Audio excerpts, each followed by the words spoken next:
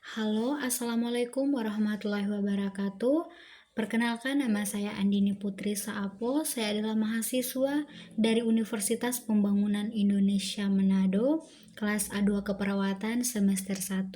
Tujuan saya membuat video ini untuk memenuhi tugas UAS mata kuliah Ilmu Biomedik Dasar. Dan video kali ini saya akan menjelaskan mengenai sistem saraf. Dan pada video ini saya akan menjelaskan tentang pengertian sistem saraf, pembagian sistem saraf, penyusunan sistem saraf, fungsi sistem saraf, dan mekanisme penghantar impuls pada sistem saraf. Yang pertama ada pengertian. Sistem saraf adalah jaringan saraf yang kompleks, sangat khusus, dan sangat atau saling berhubungan antara satu dengan yang lain. Sistem saraf mengkoordinasi, menafsirkan, dan mengontrol interaksi antara individu dengan lingkungannya. Sistem tubuh yang penting ini juga mengatur kebanyakan aktivitas sistem-sistem pada tubuh lainnya. Karena pengaturan sistem saraf tertentu, maka terjalin komunikasi antara berbagai sistem tubuh lainnya, hingga tubuh berfungsi sebagai unit yang harmonis. Sistem saraf adalah mekanisme yang memungkinkan tubuh bereaksi terhadap perubahan lingkungan internal dan eksternal yang senantiasa terjadi. Berikutnya ada penyusunan. Sistem saraf terdiri dari berbagai sel-sel saraf yang disebut neuron. Neuron bergabung membentuk suatu jaringan untuk mengantarkan impuls atau rangsangan. Satu sel saraf neuron tersusun dari yang pertama badan sel. Badan sel merupakan bagian yang paling besar dari sel saraf. Badan sel berfungsi untuk menerima rangsangan dari dendrit dan meneruskan ke akson. Pada badan sel saraf terdapat inti sel, sitoplasma, mitokondria, sintrosom, badan Golgi, lisosom, dan badan sel. Yang kedua ada dendrit. Dendrit merupakan serabut sel saraf yang pendek dan bercabang-cabang. Dendrit merupakan perluasan dari badan sel. Dendrit berfungsi untuk menerima dan mengantarkan rangsangan ke badan sel. Ketiga ada akson. Akson atau yang biasa disebut dengan neurit. Neurit adalah serabut sel saraf yang panjang yang merupakan penjuluran sitoplasma badan sel.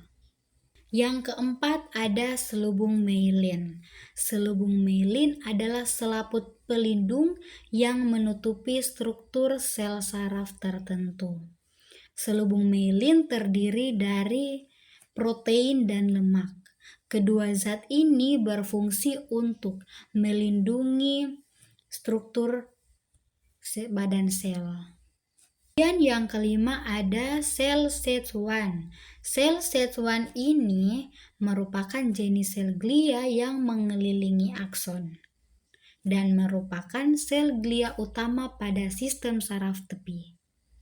Fungsi utama sel SET1 ini adalah menemani neuron pada pertumbuhan dan perkembangannya, dan memperbaiki sel akson serta meregenerasi sel akson. Kemudian yang keenam ada nodus Ranvier. Nodus Ranvier adalah bagian atau titik yang terdapat pada akson dan tidak diterbungkus oleh selubung myelin. Fungsi nodus Ranvier ini adalah untuk mempercepat impuls saraf. Dan yang terakhir ada sinapsis. Sinapsis ialah titik temu antara terminal akson salah satu neuron dengan neuron lain. Berdasarkan struktur dan fungsinya, sel saraf dibagi menjadi 3 macam. Yang pertama, sel saraf sensori, sel saraf motor, dan sel saraf intermediate. Sel saraf sensori berfungsi untuk menghantarkan impuls dari reseptor ke sistem saraf pusat. Kemudian sel saraf motor berfungsi untuk mengirim impuls dari sistem saraf pusat ke otot atau kelenjar. Dan yang terakhir, sel saraf intermediate. Sel saraf intermediate ini berfungsi menghubungkan sel saraf sensori dengan sel saraf motor. Kemudian, sel glia atau neuglia berfungsi sebagai pendukung kerja sel saraf. Sel glia ini terbagi menjadi 3, yang pertama mikroglia, yang kedua oligodendrosit, dan yang terakhir astroid. Berikutnya ada pembagian sistem saraf. Pembagian sistem saraf dibagi menjadi 2 bagian. Yang pertama sistem saraf pusat dan yang kedua sistem saraf tepi. Sistem saraf pusat terdiri dari otak dan sumsum tulang belakang. Yang pertama otak. Otak terdiri dari beberapa bagian sel saraf. Yang pertama ada cerebrum atau otak besar. Yang kedua ada diencephalon. Diencephalon terdiri dari talamus, hipotalamus, dan epitalamus. Dan yang ketiga ada cerebellum atau otak kecil. Yang kedua ada sumsum tulang belakang. Sumsum tulang belakang adalah kelanjutan dari medula oblongata. Dan yang berikutnya ada sistem saraf tepi. Sistem saraf tepi ini terdiri dari 2 cabang. Yang pertama sistem saraf somatik dan yang kedua sistem saraf otonom.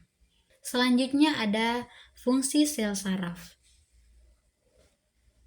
Secara umum fungsi sel saraf terdiri dari banyak fungsi.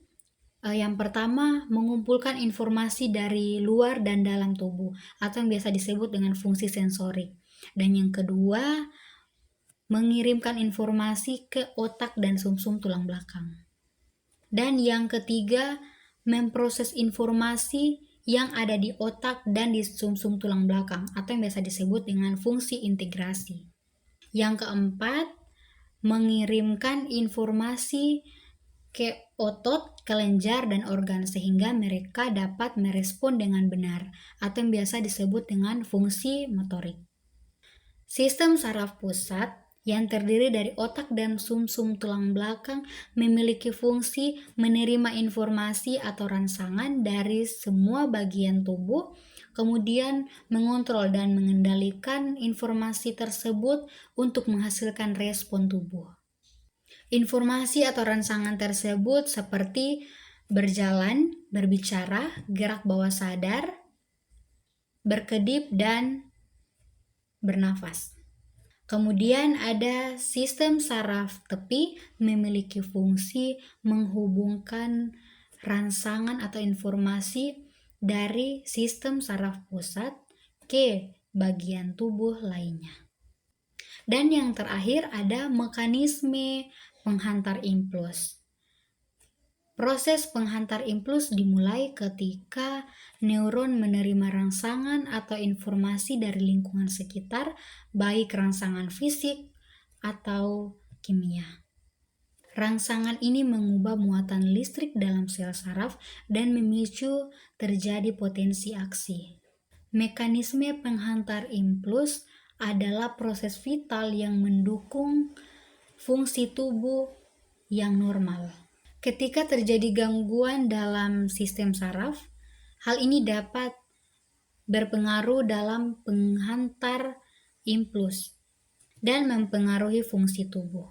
Dari berbagai penjelasan yang telah saya sampaikan, saya mengambil kesimpulan sistem saraf adalah suatu jaringan saraf yang kompleks, sangat khusus, dan saling berhubungan antara satu dengan yang lain. Sistem saraf juga mengkoordinasi, mengontrol, dan mengendalikan interaksi individu dengan lingkungannya. Sel saraf terdiri dari miliaran neuron dan sel pendukung atau neuglia.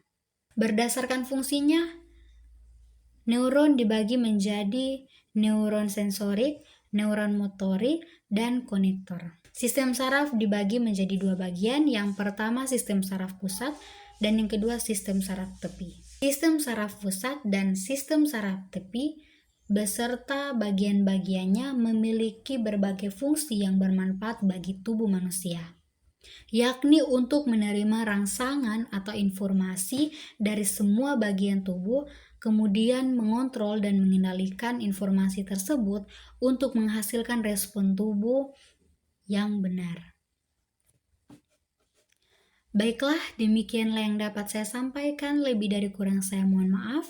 Dengan akhir kata, wassalamualaikum warahmatullahi wabarakatuh dan shalom.